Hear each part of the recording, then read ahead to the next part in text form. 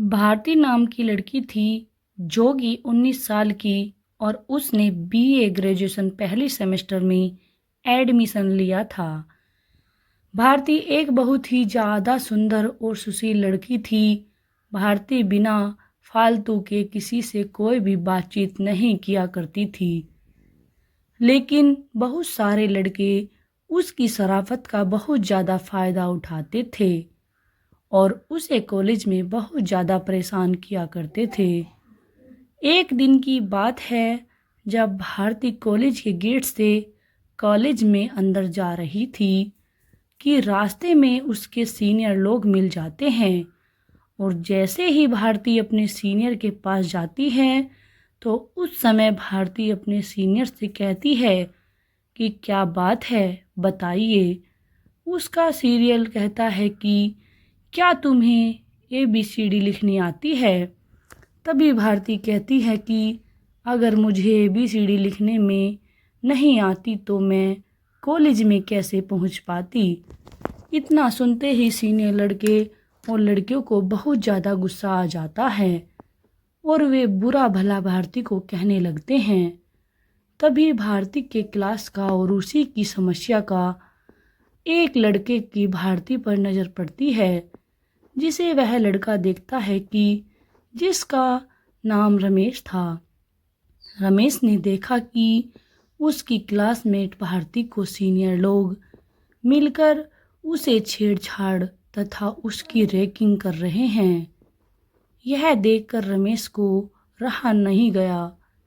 वह सीनियर के पास जाता है और कहता है कि यह जो आप लोग कर रहे हैं वह बहुत गलत बात है। किसी भी लड़की को इस तरह परेशान करना बिल्कुल भी अच्छी बात नहीं है। उसके बाद सीनियर लड़के तथा रमेश में काफ़ी ज़्यादा बहस हो जाती है और आखिरकार रमेश भारती को अपने साथ लेकर कॉलेज में अंदर चला जाता है और जैसे ही पूरी क्लास करने के बाद भारती और रमेश क्लास से बाहर निकलते हैं। रमेश से भारती कहती है कि कॉलेज में जो लड़की मुझे परेशान कर रहे थे, मुझे उससे बचाने के लिए आपका शुक्रिया। तभी रमेश कहता है कि ऐसी कोई बात नहीं है, मुझे शुक्रिया कहने की कोई ज़रूरत नहीं है, क्योंकि तुम मेरी क्लासमेट हो और तुम्हारी सुरक्षा और रक्षा करना मेरा फ़र्ज बनता है। इन सभी बातों को सुनकर भारती को रमेश पर काफ़ी ज़्यादा प्यार और दया आने लगती है। अब कॉलेज में भारती और रमेश दोनों साथ जाते थे। साथ ही कॉलेज से आते वक्त भी दोनों एक साथ आते थे। रमेश को पता था कि कॉलेज में बहुत सारे लड़के होते हैं। एंजॉय जूनियर लोकेशन लड़कियों को रैंकिंग करते हैं। अब तो रमेश भारती को कहता है कि तुम पहले आ जाओगी कॉलेज तो तुम कॉलेज अंदर मत जाना, मेरा इंतज़ार करना बाहर ही है। जब मैं कॉलेज जाऊंगा तो मेरे साथ अंदर चलना। फिर उसके बाद किसी को भी कॉलेज के अंदर तुम्हें कुछ भी कहने की हिम्मत नहीं होगी। दोनों ऐसा ही करते थे कि जो भी कॉलेज पहले आता था उन्हें इंतज़ार करना पड़ता था एक दूसरे के लिए। ऐसा करते करते काफ़ी ज़्यादा दिन बीत गए थे। उन दोनों ने अब प्रथम सेमेस्टर में प्रमोटेड होकर अब कॉलेज के तीसरे सेमेस्टर में पहुंच चुके थे। दोनों के एक दूसरे से मिलते मिलते 1 साल से ज़्यादा हो चुका था और दोनों आपस में तो अपने अपने घर में भी मोबाइल से बात किया करते थे। दोनों की काफ़ी ज़्यादा मित्रता और बेहद ही ज़्यादा गहरी मित्रता कॉलेज की है। समय ही हो गई, अब वे दोनों मिलकर पढ़ाई भी करने लगे थे और क्लास करने के लिए और कॉलेज दोनों प्रतिदिन आने के कारण दोनों क्लास में अच्छी रेपुटेशन पर पहुंच गए थे।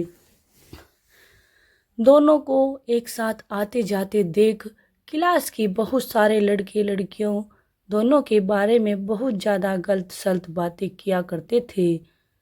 लेकिन इन बातों से भारती को किसी भी प्रकार का कोई फर्क नहीं पड़ता था, क्योंकि भारती कहती थी कि हम दोनों सिर्फ एक अच्छे दोस्त हैं और जिसको जो सोचना है सोच दीजिए। हम लोग कॉलेज में साथ आते हैं, साथ जाते हैं और साथ रहते हैं, हमेशा ऐसे ही रहेंगे। दुनिया वाले कुछ भी सोचें, मुझे कोई फ़र्क नहीं पड़ता है। और जैसे ही 3 साल पुरानी वाली थी, आप सभी लोग अंतिम सेमेस्टर की पढ़ाई कर रहे थे। बधाई देने के बाद, परीक्षा देने के बाद आप सभी लोगों की छुट्टी होने वाली है।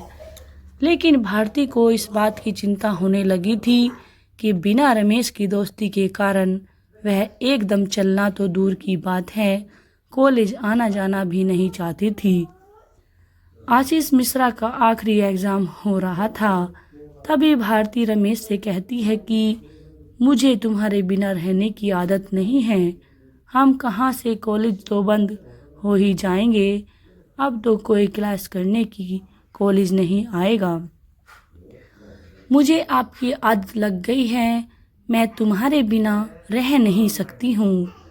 उसके पास रमेश कहता है कि मेरा भी हाल बिल्कुल ऐसा ही है, क्योंकि हम लोग पिछले 3 सालों से एक साथ रहते हैं, एक साथ आते हैं, एक साथ जाते हैं और क्लास में एक साथ पढ़ाई करते हैं। साथ ही हम लोग कॉलेज के बाहर सदैव घर में ही एक दूसरे से फ़ोन पर बात करते हैं। ऐसे में कॉलेज ख़त्म होने के बाद हम दोनों को एक दूसरे से मिलने की तरह ने आने जाने का ख्वाब तो टूट ही गया था। इस बात की चिंता से दोनों बहुत ज़्यादा परेशान थे। वह सोच रहे थे कि हमें किस प्रकार से एक दूसरे के साथ फिर रहने और घूमने के लिए आएंगे। लिखित परीक्षा अंतिम चल रही थी। परीक्षा देते देते शाम हो चुकी थी। भारती और रमेश में शाम के समय जाते वक्त कोई ज़्यादा खास बात नहीं हो पाई, क्योंकि उस दिन भारती को कॉलेज से लेने के लिए उसके पापा आए हुए थे। और जैसे ही कॉलेज से अपना बैग लेकर निकले, अपने पापा के साथ मोटरसाइकिल पर बैठकर भारती अपने घर चली गई थी। घर जाते ही भारती को काफ़ी ज़्यादा अफसोस आया कि वह अपने पुराने सबसे अच्छे मित्र से कुछ बात भी नहीं कर पाई। फिर भारती अपने घर वालों को इधर उधर जाने का इंतज़ार करती है। जैसे ही घर वाले रह जाते हैं, भारती अपने कमरे में जाती है और राकेश को फ़ोन करती है। जैसे ही फ़ोन करती है, एक ही रिंग में राकेश फ़ोन उठा लेता है और कहता है कि मुझे पता था तुम फ़ोन ज़रूर करोगी। उसके बाद भारती कहती है कि मुझे माफ़ कर दीजिए, मैं कॉलेज में आपसे ज़्यादा बात नहीं कर पाई थी, क्योंकि मेरे पापा आ गए थे मुझे लेने के लिए और बोल रहे थे जल्दी घर चलो, मुझे बहुत सारा काम है। उसके बाद भारती राकेश से कहती है कि मेरा आपके बिना बिल्कुल भी मन नहीं लग रहा है। उसके बाद राकेश भी कहता है कि मेरा भी और मेरे दिल का भी हाल कुछ ऐसा ही है। तभी भारती कहती है कि लगता है हम दोनों को प्यार हो गया है और अब हम लोग एक दूसरे के बिना नहीं रह सकते। जैसे जैसे समय बीत रहा था, वैसे ही उन दोनों की दूरियां दोनों की मजबूरियां बन गई थी, क्योंकि दोनों बिना कॉलेज के अब एक दूसरे से मिल भी नहीं पा रहे थे। अब तो दोनों की व्हाट्सएप कॉलिंग और ऑडियो कॉलिंग पर ही ज़्यादा बातचीत होती रहती थी। एक समय ऐसा आया कि अब वे दोनों 24 घंटे बात करने लगे, क्योंकि एक दूसरे के बिना एक मिनट भी दोनों में से किसी का भी मन नहीं लगता था। उसके बाद एक दिन भारती ने कहा कि क्या हम लोग इसी तरह फ़ोन पर ही बात करते रहेंगे हमेशा।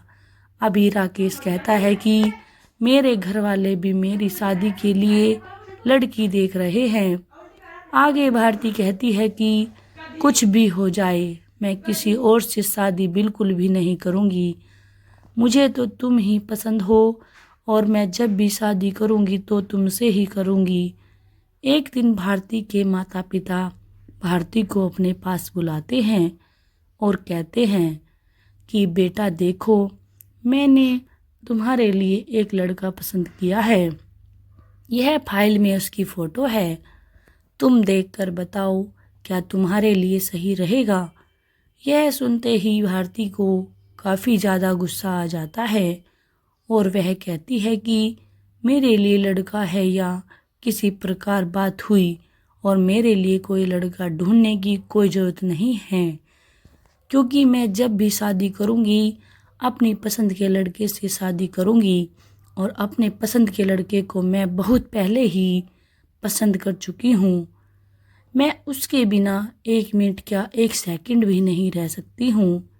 ऐसे में किसी और से शादी करने के बारे में सोच भी नहीं सकती।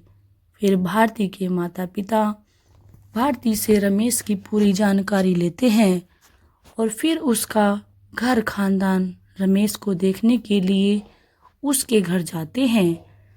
दोनों परिवारों में काफ़ी देर तक बातचीत होती है और अंत में दोनों का प्यार जीत जाता है। वहीं दोनों के घर वाले दोनों की शादी के लिए राजी हो जाते हैं। हाँ, उसे दोनों मधुर और राकेश बिल्कुल खुशी खुशी अपना जीवन व्यतीत कर रहे थे। दोनों आज भी ऐसे ही खुश रह रहे हैं। दोस्तों, आज की हमारी ये कहानी कैसी लगी कमेंट बॉक्स में लिखकर ज़रूर बताएं। और अगर आप हमारे चैनल पर नए हैं तो आप हमारे चैनल को सब्सक्राइब करके बेल आई नोटिफिकेशन को ऑल पर सेट कर लें, ताकि हमारी आने वाली हर नई वीडियो का नोटिफिकेशन सबसे पहले आपको मिल सके। वीडियो देखने के लिए धन्यवाद दोस्तों। कल फिर मिलते हैं एक नई कहानी और एक नई वीडियो के साथ। तब तक के लिए जय श्री श्याम दोस्तों। अपना ख्याल रखना, हमारे ऐसे ही सपोर्ट करते रहना, हमारी वीडियो को ज़्यादा से ज़्यादा शेयर करना और लाइक करना। दोस्तों, आज की वीडियो देखने के लिए आपका बहुत बहुत धन्यवाद।